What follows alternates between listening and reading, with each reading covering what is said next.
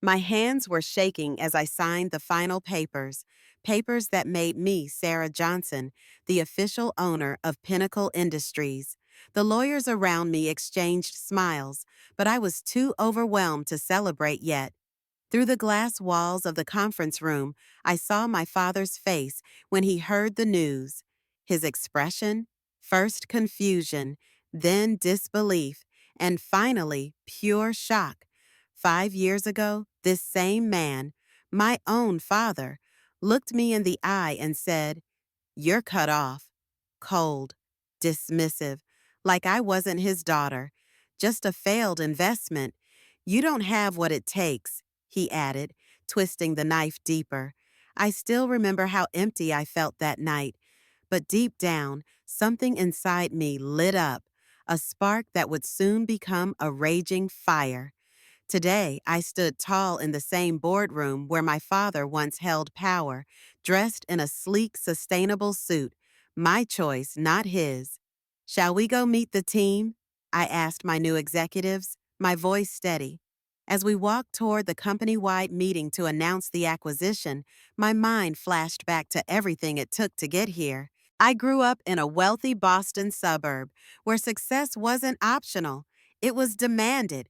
My father, Richard Johnson, built his entire life around Pinnacle Industries, proudly bragging about it at every family event. My mother, the perfect corporate wife, always elegant, always supportive, but with eyes that held silent regret for the career in architecture she gave up to marry him. My brother Michael was the family's golden child. He followed my father's footsteps, never stepping out of line.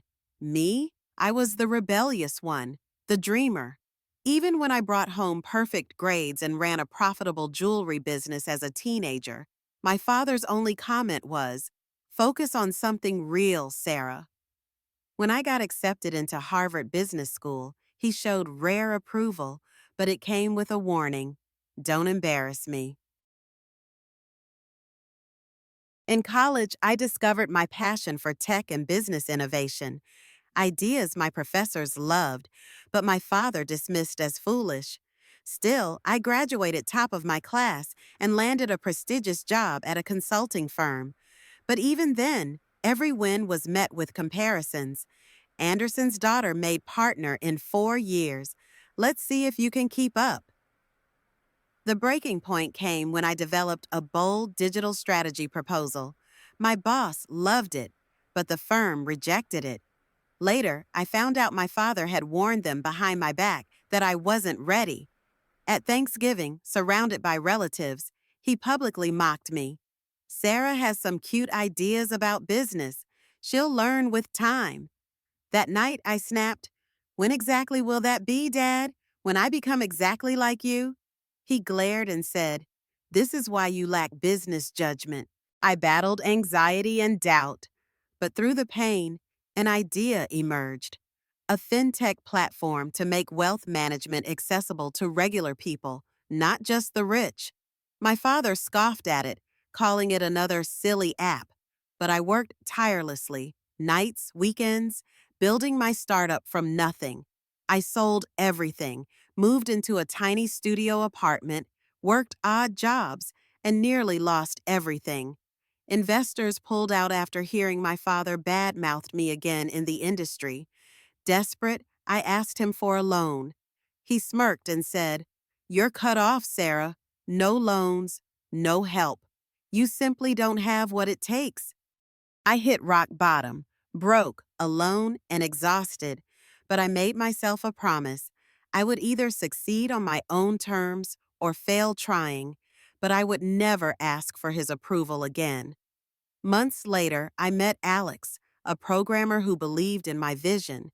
Together, we built my platform from my tiny apartment.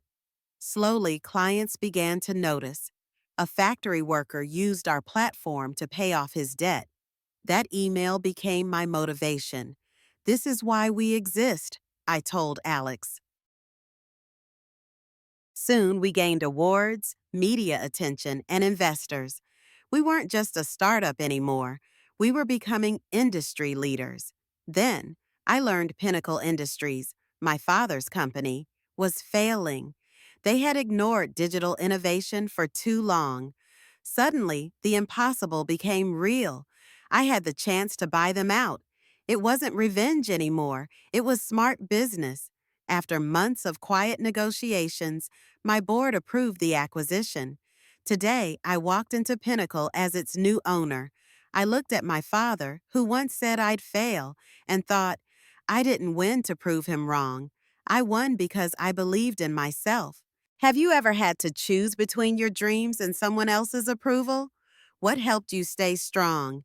If my story inspired you, please subscribe for more real stories about ambition, struggle, and success. Remember, your future doesn't belong to anyone else. It's yours to create.